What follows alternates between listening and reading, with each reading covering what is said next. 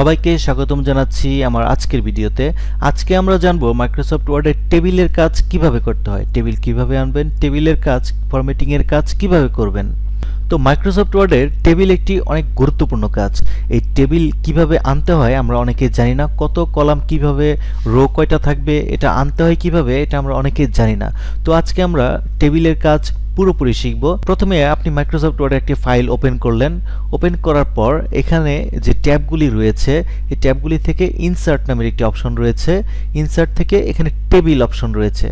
এখানে টেবিল থেকে ক্লিক করে আপনি আপনার পছন্দ মতো যে কয়টা ঘর লাগে সে কয়টা ঘর নিতে পারবেন। এটা হচ্ছে পাশাপাশি কয়টা ঘর লাগবে, এটা হচ্ছে লম্বালম্বি কয়টা ঘর লাগবে, এটাকে আমরা বলি রো, এটা হচ্ছে কলাম। রো আর কলাম এখানে লেখা আসছে, দেখতে পাচ্ছেন আপনি কয়টা চান, 3x3 চান, 4x4 চান বা কিভাবে চান সেটা আপনি এখান থেকে সিলেক্ট করে নিতে পারবেন।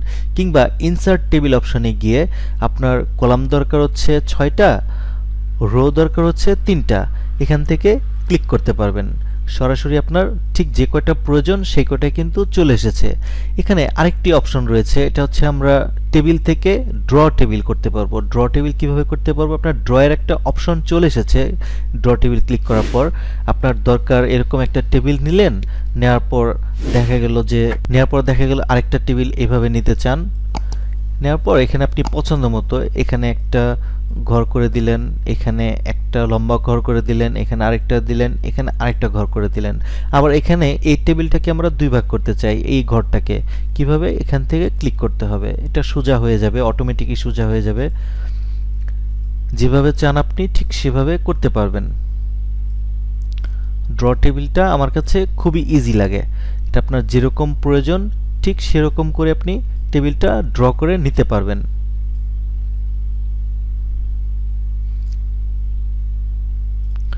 তারপর আরেকভাবে আপনি টেবিল নিতে পারবেন, এটা মাইক্রোসফট এক্সেল থেকেও সরাসরি নিয়ে আসতে পারবেন। কিভাবে, এটা অনলাইনের মাধ্যমে নিয়ে আসতে হয়। তো এটা অনলাইনের মাধ্যমে নিয়ে আসতে হয়। আর কুইক টেবিল নামের একটি অপশন রয়েছে, এখান থেকে আপনি ক্যালেন্ডার আকারে কিংবা আপনি যেরকম চান সেরকম করে নিয়ে আসতে পারবেন।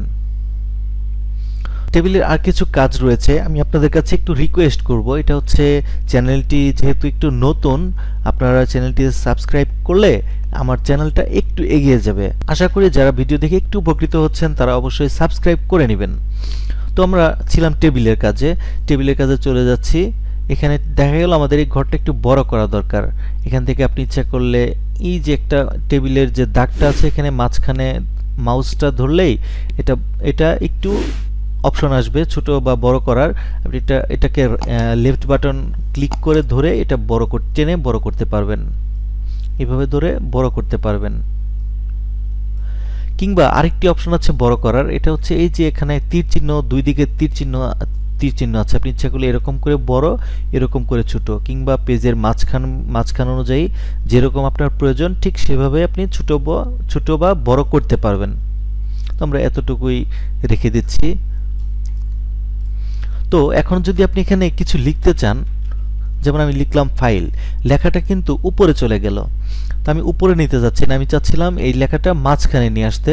মাঝখানে কিভাবে নিয়ে আসবো, হোম বাটনে ক্লিক করে এইভাবে মাঝখানে নিয়ে আসবো। এরকম করে আমাদের লেখাগুলি মাঝখানে নিয়ে আসা যাবে। তারপর আপনি চাইলে টেবিলের একদম সেন্টারে আনতে চান, তাহলে টেবিলের যে লেআউট অপশনটা রয়েছে এখানে হচ্ছে টেবিল ডিজাইন আর হচ্ছে টেবিল লেআউট। টেবিল টুলস কিন্তু যখন আমি টেবিল বানিয়েছি তখন কিন্তু টেবিল টুলস নামের একটি অপশন যোগ হয়ে গেছে।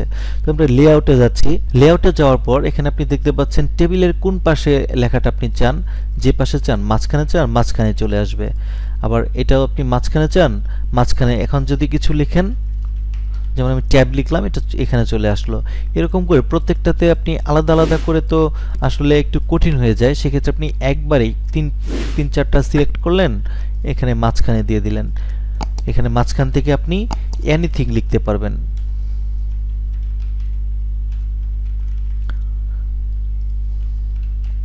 এখানে যা লিখবেন সেটা হচ্ছে মাঝখানে চলে যাবে। আমার এখানের মাঝখানের যে লেখাগুলি এটা আমার দরকার একটু নিচে লিখব, তাহলে এটা নিচে চলে আসবে।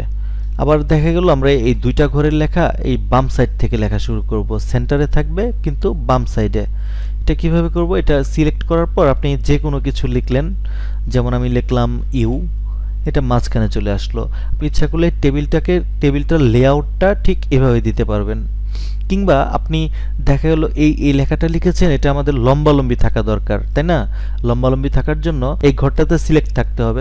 থাকার পর এখানে টেবিল টুলসে যে লেআউট অপশনটা আছে, এখানে টেক্সট ডিরেকশন আপনি ক্লিক করলে এটার পছন্দ মতো যেভাবে যতটুকু আছে সেভাবে চেঞ্জ হতে থাকবে। আপনার যেভাবে দরকার সেভাবে আপনি নিয়ে নিলেন। এটা লম্বালম্বি আমাদের যেরকম প্রয়োজন এরকম চলে এসেছে। তারপর আমরা এই টেবিলের কাজটা যখন করছি, দেখা গেল যে আমাদের এই ঘরটা ছোট হয়ে গেছে, এটা একটু বড় হয়ে গেছে, এটাও একটু ছোট হয়ে গেছে, এটা আমাদের সমান থাকা দরকার কিন্তু এটা সমান নেই।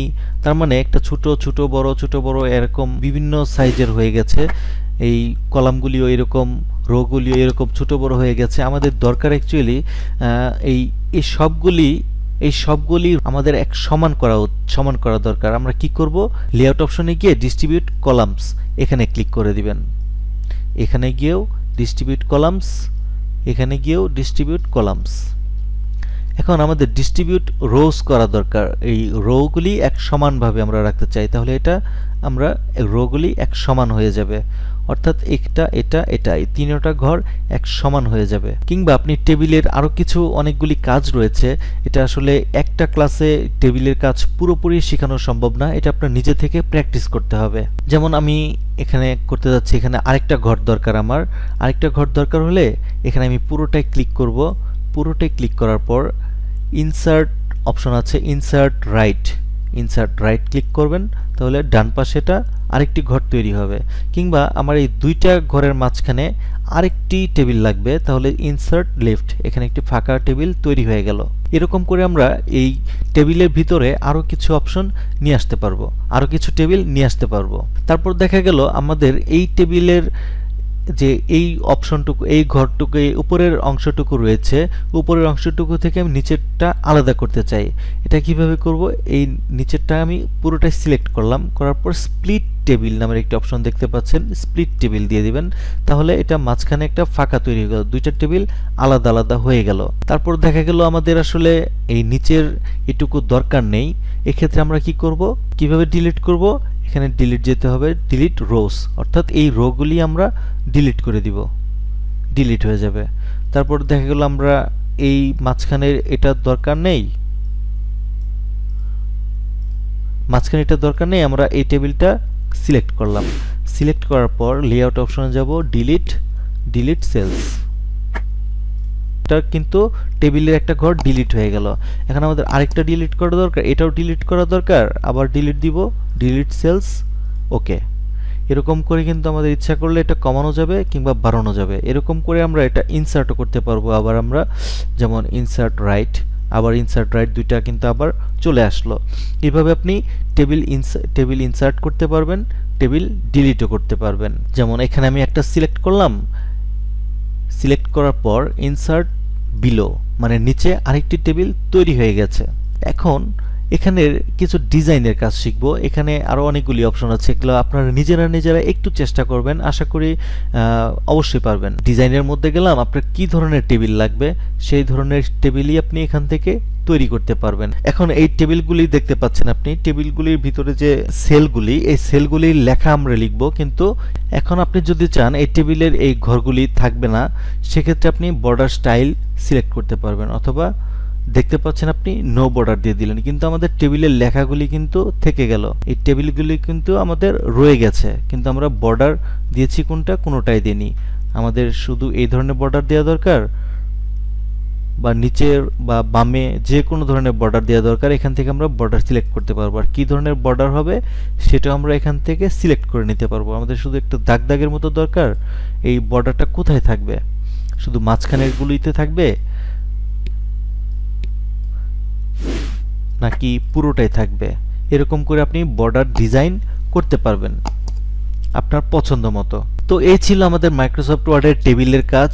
এরপরও যদি আপনাদের মনে হয় যে টেবিলের এই কাজটি পারছি না কিংবা ওই কাজটি পারছি না, তাহলে অবশ্যই আপনি কমেন্ট করে জানাবেন। আমি টেবিল সম্পর্কে আরও ভিডিও আপলোড করব। তো ধন্যবাদ সবাইকে। আসসালামু আলাইকুম।